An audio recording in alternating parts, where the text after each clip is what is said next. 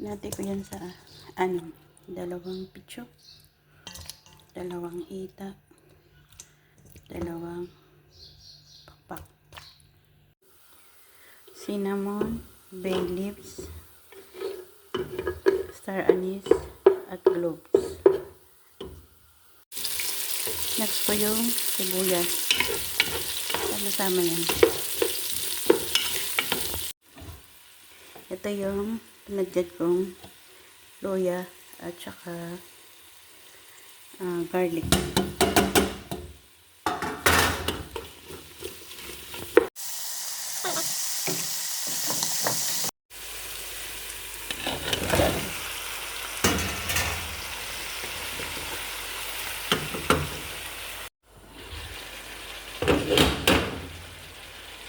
Blender na kamatis.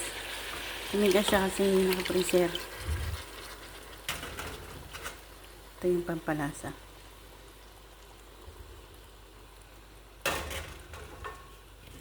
Yung pampalasa ko, coriander, paprika, turmeric, black pepper.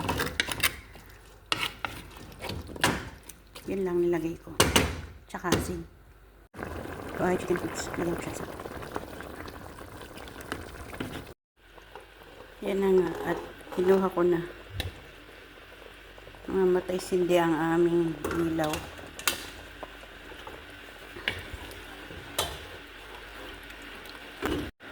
Yung kanin.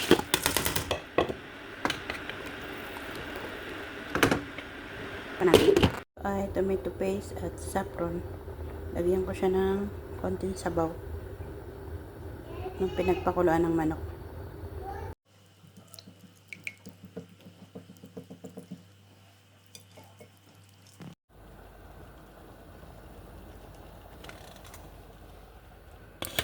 Fry. Saglit lang na fry.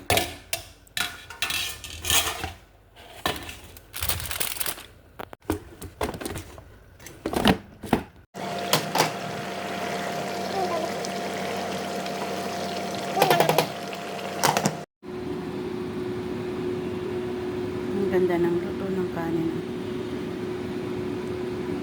Mainin na siya.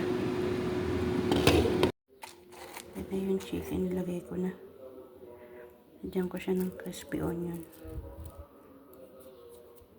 Yan. Malabo kasi ang ilaw namin namamatay-matay.